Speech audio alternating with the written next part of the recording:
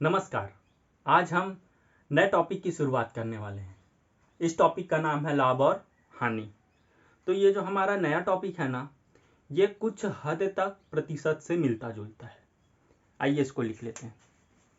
हमारा आज का टॉपिक है लाभ और हानि, है ना। इसको इंग्लिश में प्रॉफिट एंड लॉस बोलते हैं। प्रॉफिट एंड लॉस, ये जो टर्म है ये ज़्यादातर बिजनेस प्रोस्पेक्टिव से यूज़ किया जाता है ना। कोई भी व्यापारी करता है कि अरे यार मुझे घाटा हो गया, मतलब मुझे हानि हो गई, तो अरे वाह मुझे तो इस चीज़ में लाभ हो गया, मतलब मैं ज़्यादा कमाया उस चीज़ में। तो देखते हैं इसके अंतर्गत कुछ छोटे छोटे जो शब्द हैं बहुत ही इम्पोर्टेंट हैं, उनको देखते हैं। जैसे पहले क्रय, क्रय हो गया, विक्रय हो गया, ये जो शब्द हैं इस चीज में यूज किया जाता है। मुर्गी। तो देखिए क्रय, क्रय का मतलब क्या हो गया? क्रय जैसे कि किसी चीज को खरीदते हैं हम, उस चीज को क्रय कहते हैं। और विक्रय, विक्रय का मतलब किसी चीज को हम बेचते हैं, उस चीज को विक्रय कहते हैं। क्रय मतलब खरीदना, विक्रय मतलब बेचना, है ना। इसका मतलब होता है खरीदना और इसका मतलब होता है बेचना, राइट। अब क्रय तो हो गया और विक्रय हो गया। अब इसके बाद क्रय मूल्य और विक्रय मूल्य इसी से ही रिलेटेड है, वही मतलब है इसका, लेकिन इसमें पैसे का आदान प्रदान होता है। जैसे कि क्रय मूल्य, क्रय मूल्य की बात करें, है ना। क्रय मूल्य की अगर बात करें तो जैसे कोई चीज है, दोनों को समझते हैं, क्रय मूल्य और विक्रय मूल्य एक साथ, है ना। क्रय मूल्य और विक्रय मूल्य। तो जैसे कि मान लीजिए कि मैं एक व्यापारी हूं, मेरा नाम है लुकेश, और मान लीजिए कि ये एक खरीदार है ना, उपभोक्ता या खरीदार जो भी कहिए वो है, उसका नाम है सोनू, है ना। अब दोनों के बीच में ये एक पेन है जो एक व्यापारी है वो अपने जो ग्राहक है उसको बेचना चाहता है ना। इसको बेचना चाहता है वो कितने में? मान लो इसको बेच दिया अपने ग्राहक के पास 25 रुपए में, राइट। इसको बेच दिया ग्राहक के पास कितने में? 25 रुपए में। तो ये क्या कहलाया इस ग्राहक के लिए, सॉरी इस व्यापारी के लिए ये विक्रय कहलाया, विक्रय, है ना। अब 25 रुपए में बेचा तो इसके लिए ये 25 रुपए जो है वो विक्रय मूल्य कहलाएगा, है ना। तो विक्रय मूल्य हमने समझ लिया। अब इधर आते हैं ग्राहक के पास, सोनू के पास। अब सोनू ने उसको 25 रुपए में खरीदा, राइट। सोनू ने 25 रुपए में इसको खरीदा, मतलब उसके लिए क्या हो गया? क्रय मूल्य, सॉरी क्रय, खरीदा मतलब क्रय हो गया। अब उसको 25 रुपए में खरीदा, जो 25 रुपए है वो उसका मूल्य हो गया। तो इसका मतलब क्या हुआ? इसका मतलब क्या हुआ कि ये 25 रुपए उसके लिए विक्रय मूल्य। एक सेकंड, मक्खी यार बहुत परेशान कर रही है। तो चलिए शुरू करते हैं। ये हमने समझ लिया क्रय मूल्य और विक्रय मूल्य। अब एक और चीज है जिसको हम कहते हैं इंग्लिश में एमआरपी, मतलब जो अंकित, है ना, अंकित, अंकित मूल्य, अंकित मूल्य, ठीक है। अंकित मूल्य क्या होता है? ये जो पेन है ये मैंने बेचा 25 में, इसमें लिखा है इसका रेट 30 रुपए, इसमें लिखा है क्या? रेट 30 रुपए। तो ये उसका अंकित मूल्य हो गया। मतलब कोई भी वस्तु होता है ना, उसमें अगर कोई रेट लिखा होता है, कोई प्राइस, तो उसका अंकित मूल्य होता है। चलिए ये सब तो हम समझ लिए। अब आते हैं लाभ और हानि पर। तो लाभ और हानि क्या होता है? जैसे कि मैंने इसको 25 रुपए में बेचा, ये पेन है, पेन, इसको मैंने 25 रुपए में बेचा और उसने खरीदा 25 में, और मैंने इसको खरीदा था, जो व्यापारी है उसने इसको 20 रुपए में खरीदा था और बेचा 25 रुपए में। अंतर कितने का आ रहा है? 5 रुपए का। तो वो जो 5 रुपए है ना, वो मेरा लाभ हुआ एक व्यापारी का। ठीक, अब इसको जो खरीदा, ये 25 रुपए में मैंने खरीदा। अब मैं चाहूंगा, मैं ग्राहक हूं, अब मैं चाहूंगा मैं अपने लिए ग्राहक खोजूं। मैंने 25 में खरीदा, इसको मैं दूसरे के पास बेचा 30 में, एमआरपी इसका 30 ही है, 30 में बेच दिया, तो वो मेरे लिए 5 रुपए का और लाभ हो गया। मतलब ऐसे 5-5 रुपए का लाभ हो रहा है। अब हानि क्या होता है? जैसे कि मैंने इसको मान लीजिए 20 में खरीदा है और इसको मैंने बेचा है 15 रुपए में, है ना। इसको 20 में खरीदा और ना चाहते हुए भी मुझे 15 रुपए में बेचना पड़ गया, तो उसमें मेरा 5 रुपए का हानि हो गया। तो ये हो गया लाभ और हानि। इसको ज्ञात करने का कुछ सूत्र है प्रतिशत के रूप में, इसको देखते हैं। तो चलिए प्रतिशत के रूप में देखते हैं कि लाभ कैसे मिलता है। तो निकालने का एक सूत्र होता है, जैसे हमें प्रतिशत लाभ निकालना है किसी चीज का, इसी पेन का, तो कैसे निकालेंगे? जितने का हमें लाभ हुआ उसको बटा करेंगे कितने में? जितने में हमने खरीदा, मतलब क्रय मूल्य, क्रय मूल्य गुना करेंगे 100 से, क्योंकि प्रतिशत में हम 100 से गुना करते हैं निकाल के। तो हाँ, क्रय मूल्य क्या, क्रय मूल्य का और भी कुछ टर्म है इसको, जैसे खरीद मूल्य कहते हैं, लागत मूल्य कह देते हैं। तो कहीं पे अगर लागत मूल्य आ जाए तो कंफ्यूज मत होना, राइट। ये हो गया लाभ का सूत्र, है ना। अब हानि का देख लेते हैं, प्रतिशत हानि के रूप में। तो इसके लिए सिंपली ये जो लाभ है वहां पे हानि डाल दो, जितने का हमें हानि हुआ उतने का, और जितने में हमने खरीदा था, है ना, क्रय मूल्य गुना 100, ये हमारा प्रतिशत हानि निकल जाएगा इससे। अब कुछ उदाहरण के रूप में क्वेश्चन को देखते हैं इससे संबंधित। अब उदाहरण के तौर पर एक क्वेश्चन है कि यदि 10 वस्तुओं का विक्रय मूल्य, मतलब बेचने का मूल्य, 15 वस्तुओं के क्रय मूल्य के बराबर है। 15 वस्तुओं के क्रय मूल्य, जैसे कि हम 15 वस्तु खरीदते हैं और 10 वस्तु को बेच देते हैं, तो प्रतिशत लाभ पूछा है तो, है ना। जैसे कि मैंने 15 वस्तु खरीदा, 15 पेन खरीदा, है ना, 15 पेन खरीदा और मैंने इसके बदले में 10 पेन उतने ही मूल्य में बेचा। जैसे 100 रुपए में 15 पेन खरीदा और 100 रुपए में ही 10 पेन मैंने बेचा, तो मुझे कितने पेन का लाभ हुआ?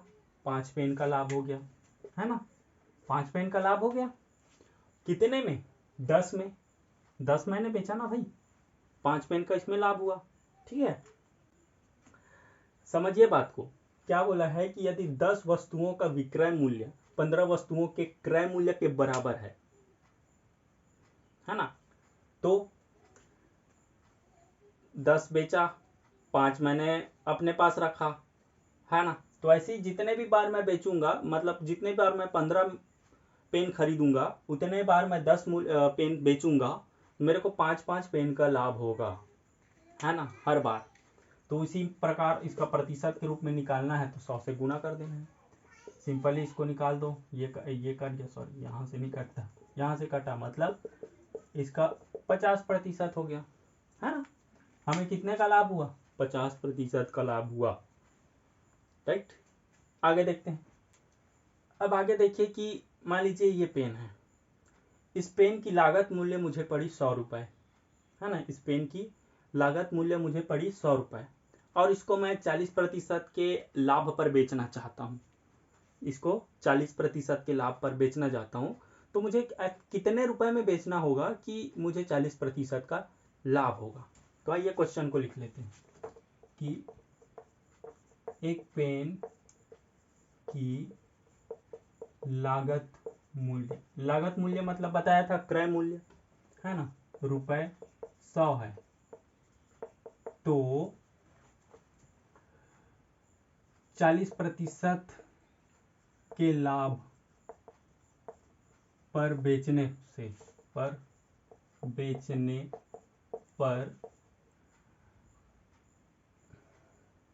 40% के लाभ पर बेचना है ना, बेचना है, तो विक्रय मूल्य बताइए, विक्रय मूल्य बताइए। और ऑप्शन आ गया 4, जैसे ए में दे दिया 130, फिर बी दे दिया 140, सी दे दिया 150 या डी दे दिया 40, राइट। 150, चलिए 180 मान लीजिए, जो भी है।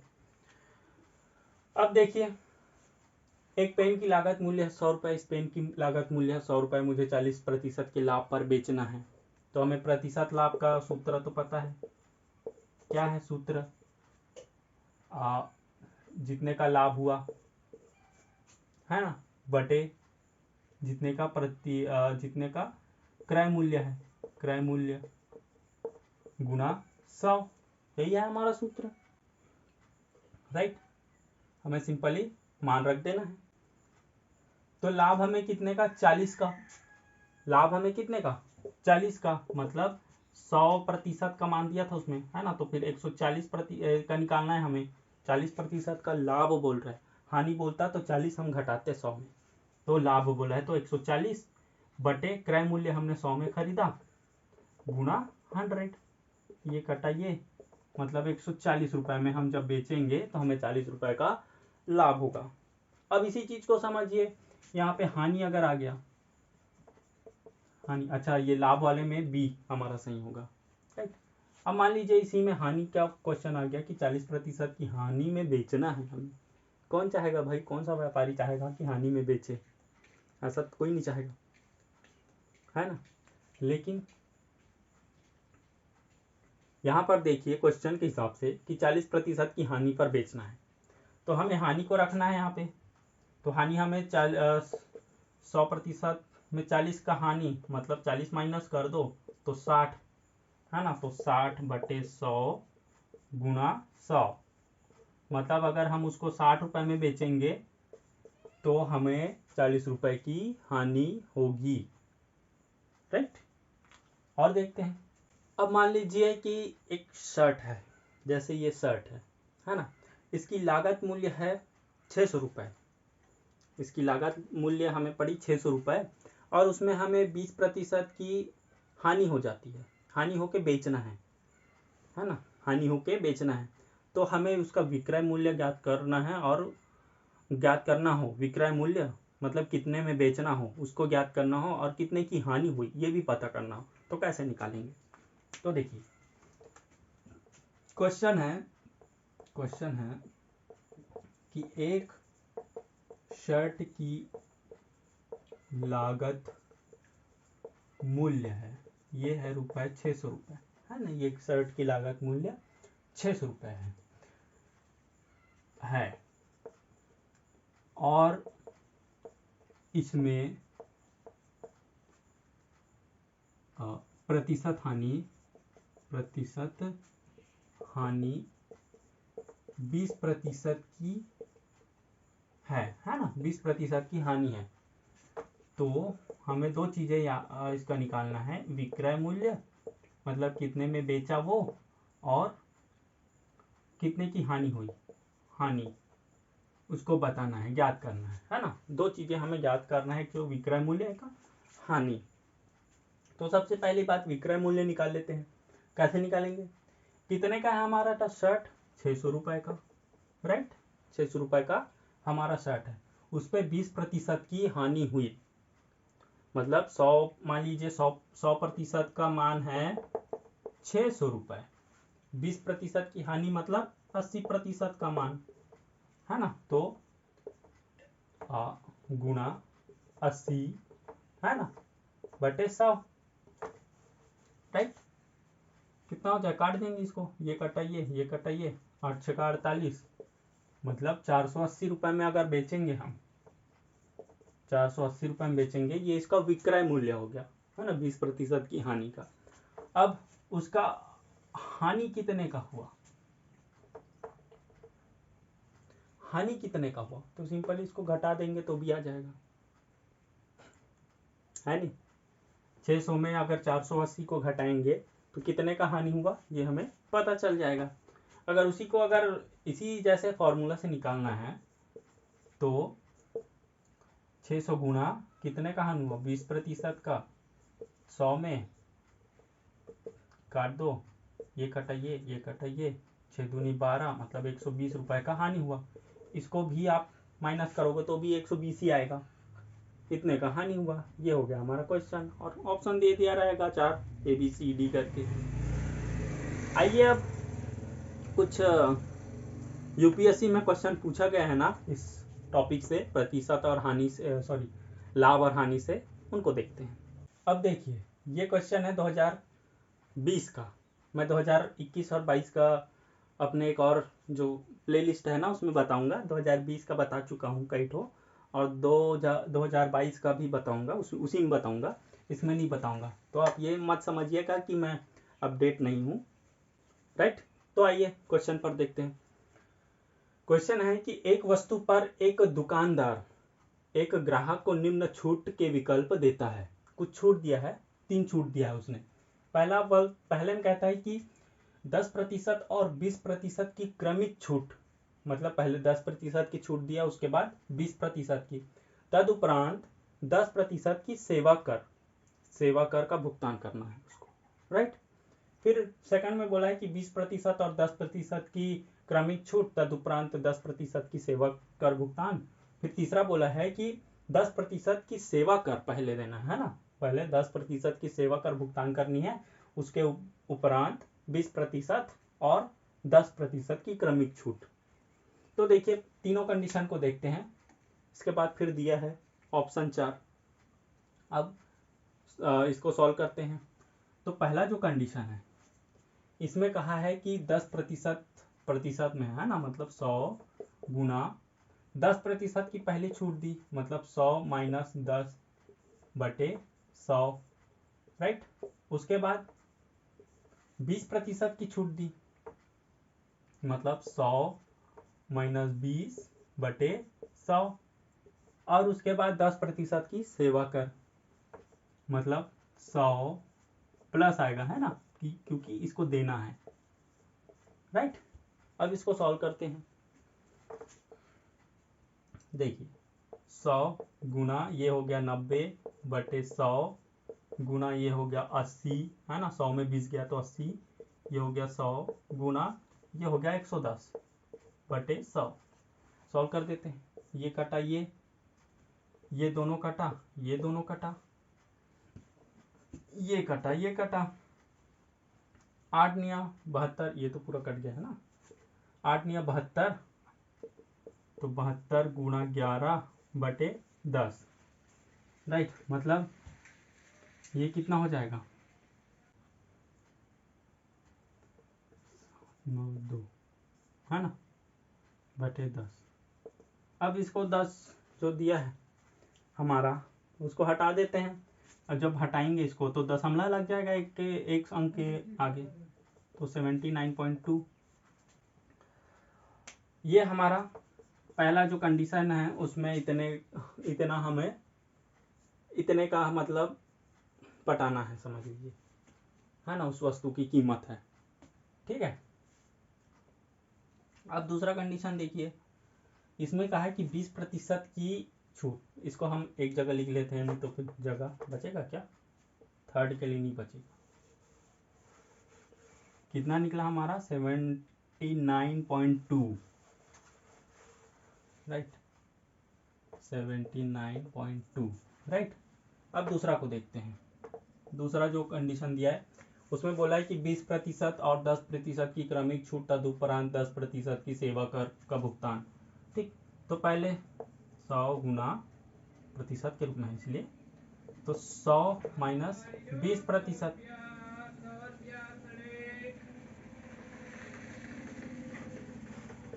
100, राइट।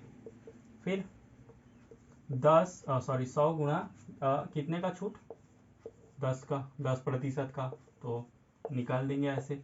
उसके बाद 10% की सेवा कर भुगतान, तो 100 प्लस 10/100, राइट।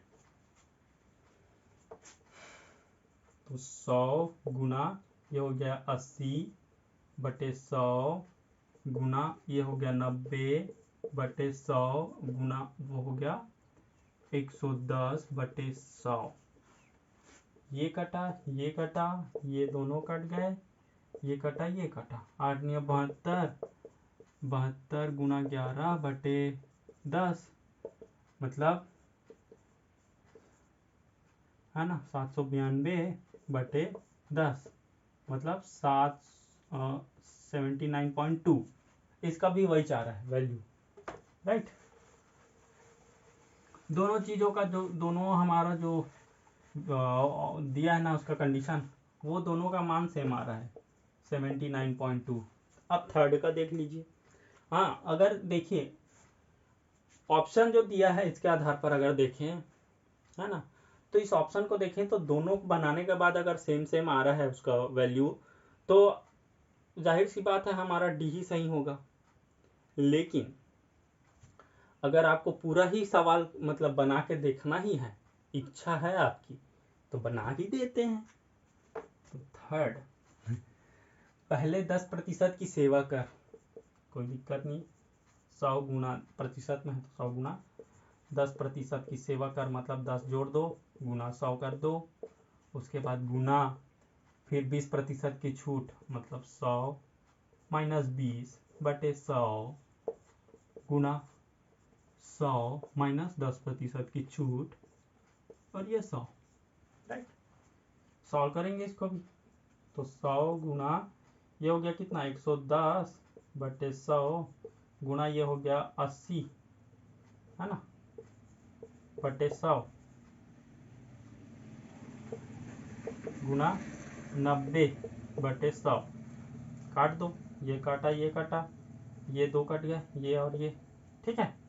8 9 72, मतलब 720 गुना 11 बटे 100, है ना, ठीक। या फिर इसको सिंपली करोगे तो भी वैसे ही होगा, इसको काट दो, इसको काट दो, तो 8 9 72 गुना 11, 72 गुना 11 बटे 10, मतलब 792 बटे 10, इसका मतलब भी 79.2। ये हमारा थर्ड, तीसरा का भी निकल गया है ना 79.2। तो ऑप्शन में देखिए कि पहला ऑप्शन में कह रहा है कि ग्राहक के लिए केवल एक सबसे अच्छा विकल्प है। नहीं, सभी विकल्प हमें समान दिख रहा है, सभी विकल्प में ही समान राशि आ रही है ना 79.2। तो इस आधार पर जो हमारा डी ऑप्शन दिया है, क्या दिया उसमें कि ग्राहक के लिए सभी विकल्प समान रूप से अच्छे हैं, जैसे दाग अच्छे हैं वैसे ये विकल्प अच्छे हैं, तो ये हमारा डी सही हो जाएगा। आगे क्वेश्चन को देखते हैं। अब ये क्वेश्चन है 2020 का ही। इसमें दिया है कि एक व्यक्ति ने एक कार खरीदी और 3 लाख रुपए में बेच दी। यदि उसे 20% की हानि उठानी पड़ी, 3 लाख में बेचा और उसको 20% की हानि उठाई उसने, तो उसने कार खरीदने में कितने रुपए खर्च किए, तो उसने कितने रुपए में खरीदा था कार, यदि 20% की हानि से 3 लाख में बेचा, तो ये क्वेश्चन है और ऑप्शन दे दिया है।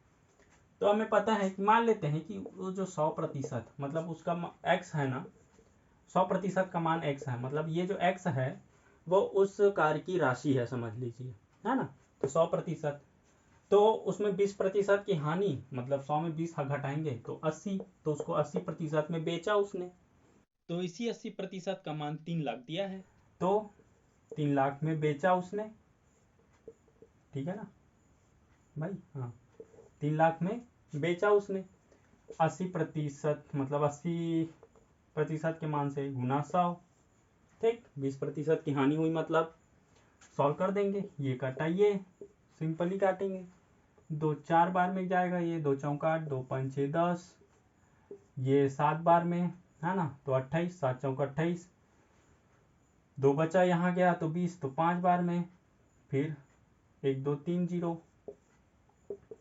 75,000 गुना 5, तो 1 2 3 0, फिर 5 5 6 25 का 5, ये 6 नहीं है 0 है ना, 25 का 5 हासिल आया 2, 7 5 6 35, 36 37, मतलब 3,75,000 में उसने खरीदा होगा और 3 लाख में बेचा, तो उसको 20% की हानि हुई। ऑप्शन हमारा डी सही हो जाएगा, राइट।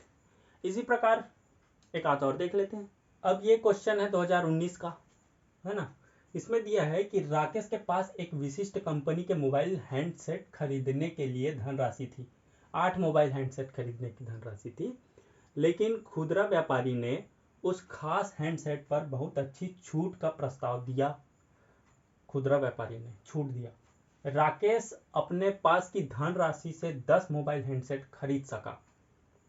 अब राकेश ने 8 की जगह 10 खरीद सका।